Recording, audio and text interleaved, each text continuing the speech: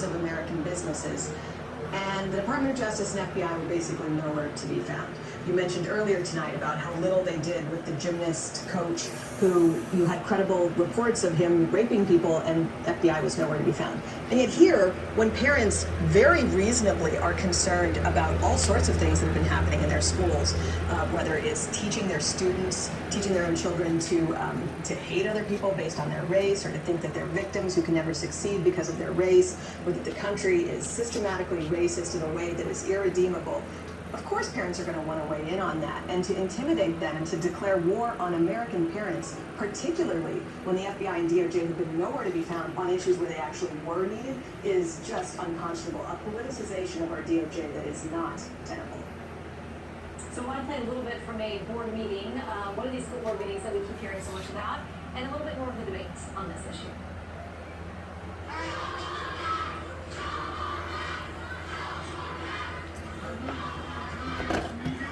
There's no place for physical violence anywhere for anyone, but there's also no place for intimidating parents from speaking their mind and caring about their kids' education and their futures. Justice should not be used to attack a group of people expressing their opinions at school board meetings. That's political speech that needs to be protected. All right, it's gotten heated, Harold, but do you worry that this may chill or be an attempt to chill some parent speech? First, thanks for having me on. I hope it doesn't chill anyone from sharing their views. We should all remember that most school boards across the country are elected. There's some that are controlled by city government or the mayors or the county executives in those areas, but I think the instances we're talking about here are elected members of the school board. So we as voters have every right to vote them out of office. That's the ultimate powerful expression of whether we agree with or disagree with. I think we've now gotten to a very delicate balance here, and I would side with Molly on a lot of what she said and disagree with some. Whenever you threaten someone who's in public office, whenever you try to exact violence on someone to impose your political view, whether it's a view I agree with or disagree with, that's wrong. And I think where the Justice Department is trying to achieve here is to say that the violence and the threats are wrong. All of the dissent, all of the debate, we should welcome that. Whatever side of the wall you fall on any of these issues that are being debated. But I don't think any person, be they conservative or liberal, be they Democrat or Republican, if they're an elected official, the way you really act against an elected official is to vote that person out of office, not to threaten them with violence or threaten their family with retribution. In the meantime, Guy, a lot of folks will point to local ordinances, state laws that do ban and prohibit threats and violence already. They're on the books. Yeah, there's no place for violence. There's no place for threats. There's no place for going to someone's private home or their family's home, for example. There's no place for hounding or chasing someone into a bathroom while filming them, to pick another example at complete random. There are certain bright lines in our politics that should not be crossed. And if they are crossed, especially on the criminal side, I have no problem with law enforcement getting involved, particularly at the local level. I don't understand why the federal government and the Department of Justice and the FBI needs to be involved in this potential problem at all. I feel like if there are people issuing threats or engaging in violence, that is something for law enforcement to deal with. Of course, it's totally unacceptable and serious. What I worry about with the feds getting involved, the Attorney General from this administration sort of wading into this, is that this is an attempt to delegitimize the legitimate complaints that many parents have with school boards, with the teachers unions and others, and to say, well, because there might be some threats and some violence elsewhere, now this is a federal law enforcement matter, so you better, contain yourself, restrain yourself, maybe think twice about showing up and making your voice heard at a school board meeting, for example. I think that is significant overreach. I want to touch on the Facebook whistleblower today as well. Play a little bit of the clips from her today, and then get a quick comment from each of you. Facebook's products harm children, stoke division, and weaken our democracy. The company's leadership knows how to make Facebook and Instagram safer, but won't make the necessary changes because they have put their astronomical profits before people. Kids who are bullied on Instagram Bullying follows them home. The last thing they see before they go to bed at night is someone being cruel to them. Facebook is stuck in a feedback loop that they cannot get out of. They have been hiding this information because they feel trapped. They need to admit they did something wrong, and they need help to solve these problems. And that's what moral bankruptcy is. All right, quickly, we'll work our way back. Guy, then Harold and Molly. Well, look, I think Facebook has some real serious questions to answer. I think oversight and accountability are both appropriate ends here. However, I do have some questions about how much of this might be politically motivated. And when we start wading into the misinformation wars, that's where I get a little bit nervous. Harold? This whistleblower, her testimony was plain spoken, stunningly compelling, and frankly, it puts Facebook on its edges. And the other thing that Facebook has to worry about, this is bipartisan. That entire committee, Republican and Democrat alike, all sides with some not only oversight but new regulations. There's every reason to be suspicious about this. This is a Democratic information operation. It's being run by a Democratic PR firm. And we already know that tech companies have been colluding with the Democratic Party to suppress conservative speech. And that's what's happening here, and people need to be on guard about what they're being asked to do in response to this alleged whistleblower. Thank you, panel. When we come back, we will get your headlines for tomorrow.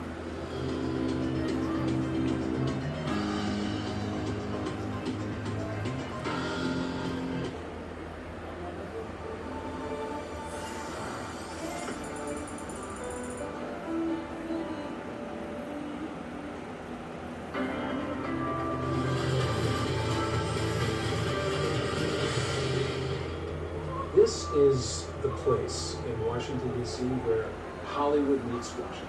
Charlie Rivkin is talking about the Motion Picture Association, one of D.C.'s most powerful lobbying groups, which advocates for the film, TV, and streaming industry. 2.6 million Americans wake up every single day and go to jobs that are supported by this business. The MPA's members are Hollywood's elite studios like Disney and Warner Brothers, and now Netflix. Why did you push so hard for Netflix to join the MPA? I believe the MPA should be the home of the leading content creators in the world. Clearly Netflix is. Netflix? Netflix. It's what it is. But Rivkin says the streaming giant is a partner, not a rival of the silver screen. What about the owners of movie theater? The more technologically savvy the consumer is, the more he's likely to go to movies.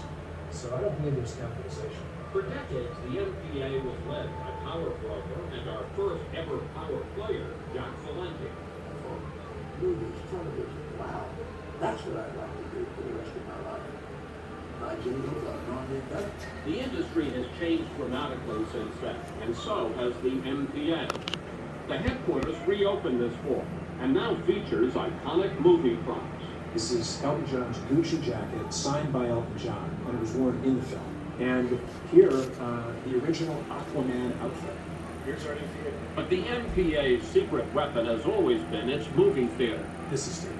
where Washington politicians enjoy private screenings of new releases. The last theater was, when it was built, was good for its time. This is 120 seats. We had to have the best screen room in DC. Rivkin's father was an ambassador. His godfather, former senator and then vice president Hubert Humphrey.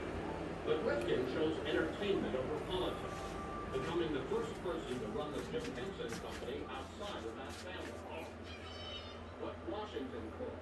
President Obama appointing him ambassador to France. He brought Hollywood with him, hosting stars like Clint Eastwood, Jodie Foster, and Samuel L. Jackson, who met with young immigrants there. We talked about his story, the American story. He's the embodiment of the American dream. Rivkin says he's lived his own dream. Went from working from trying to mislead the president of the United States. For me, joining a 100-year-old institution, for our new era, this new incredibly golden age of content, is very satisfying.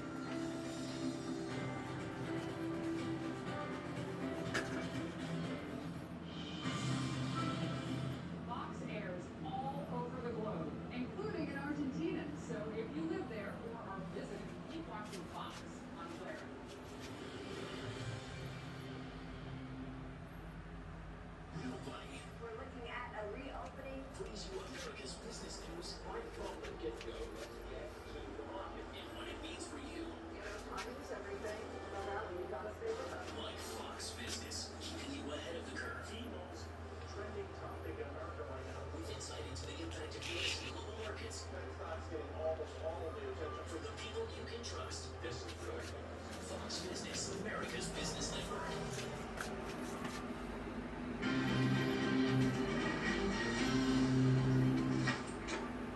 tonight. To look at tomorrow's headlines, we kick it off with Harold. Thanks, Shannon. Mine is Bubba makes history. Bubba Wallace becomes the second African-American to win a NASCAR Cup Series race in a car owned by Michael Jordan and Denny Hamlin. Congrats to NASCAR and him. All right, Guy. Shannon, my headline is Senate Republicans hold firm on debt ceiling vote as promised, and Democrats mull next steps. Molly? Yes, after calling for the cancellation of Christmas again, somehow Anthony Fauci still has his job. Well, and hopefully we all still have Christmas. Panel, thank you very much. Great to see you tonight. Tomorrow on Special Report Part 2, Brett's interview with former Border Patrol Chief Rodney Scott. We've got more information on that. And plus, a little bit of news, it sounds like, coming from President Biden is saying that possibly there could be a one-time change to Senate rules to prevent a filibuster of legislation to suspend the debt limit, saying that moments ago. We'll have more throughout that news on Fox Tonight. Thank you for watching Special Report. I'm Shannon Bream. I'll have more on that on Fox News at night at midnight Eastern, 9 o'clock Pacific. Fox News Prime Time, hosted by Ben Bogdanovich, starts right now. Thank you, Shannon. Good evening and welcome to Fox News Prime Time.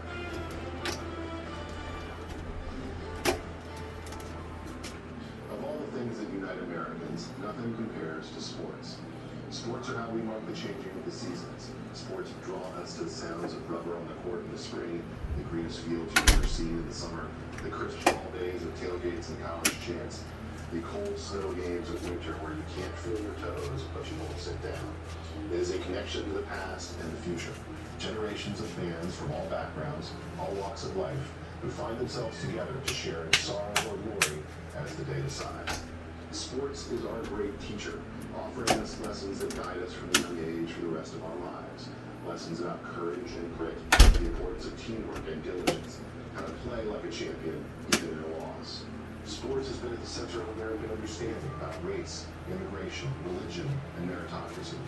The baseball playoffs begin tonight, and from Jackie Robinson to Sandy Koufax to Roberto Clemente, our children learn what it means to be an American from watching these larger-than-life figures give their all on the field of play. So why is it that sports today seems to be a place of division, not unity? Something used to break us further apart, not bring us together. When did competition become such a bad thing? 20 years ago, after 9/11, getting back to sports was incredibly important. It wasn't just a sign that Americans wanted to continue, it was a sign that we were confident and unafraid. 8 years ago, tears turned to cheers and roars when David Ortiz told those cowardly marathon terrorists just who Sidney Boston was. The same motivation exists today. As we were forced to get back from lockdowns, we all joined the crowds of famous and proud voices carried our national anthem.